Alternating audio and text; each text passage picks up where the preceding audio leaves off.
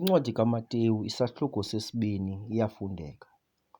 Kuthe ke akubona ukuba uYesu uzelwe eBhetelehem yelakwayuda, emehlweni kaHerode ukumkani, kwabonakala kufika eYerusalem izazi zivela empumalanga, zisithi, "Uphi na lo uzelweyo ukumkani wamaYuda? Kuba sibone inkwenkwezi yakhe empumalanga, size kumnqula." Uthe ke uHerode ukumkani akuva, wakhathazeka yena nayo yonke iYerusalem naye. Wahlanganisa ke bonke ababingeleli abakhulu nababhali babantu, wababuza ukuba ubuye kuzalelwa phi na uKristu. Bathe ke kuye, "eBhetelehem yelakwayuda, kuba kubhaliwe ngomprofeti kwathiwa, nawe Bhetelehem, mhlaba wakwaYuda, akanguye nakanye omncinane phakathi kwabalawuli bakwaYuda, kuba kuwe apha kuya kuphuma umlawuli, onguyena uya kubalusa abantu bam amaSirayeli."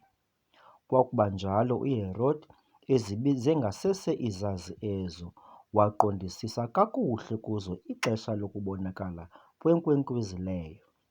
Wazithuma ke eBhetelehem wathi, "Hambani niye kucokisa ukubuzisa ngomntwana lowo. Xa ke nithe namfumana, ze nindibikele ukuze nam ndiye kumnqula."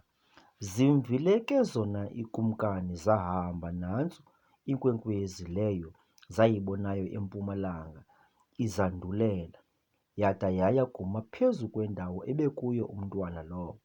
Zathi ke zakuyibona inkwenkwezi zavuya ngovuyo olukhulu kakhulu. Zingenile endlwini zambona umntwana enoMariya unina, zawa phantsi zaqubula kuye.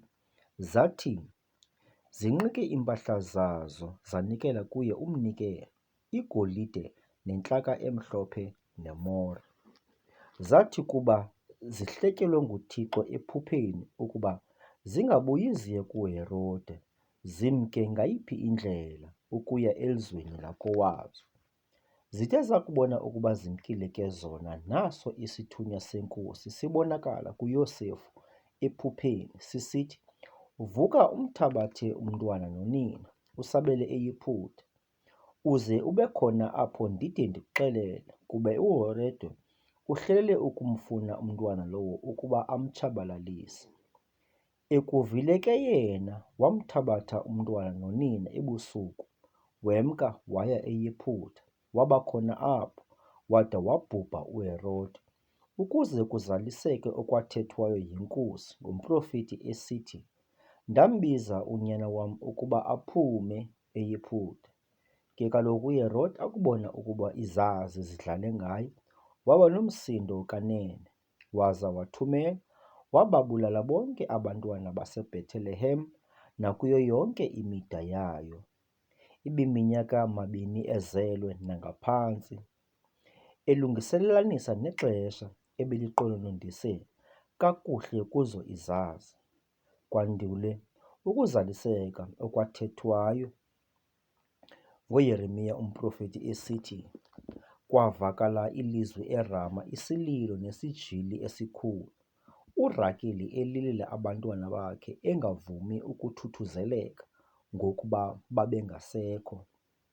Akubona ukuba ubhubhile uHerode, sabonakala isithunywa senkosi sibonakala ephupheni kuYosefu eyiphutha, sisithi, "Vuka umthabathe umntwana nonina, uye elizweni lakwaSirayeli, kuba bafile abo babezonda ubomi bomntwana."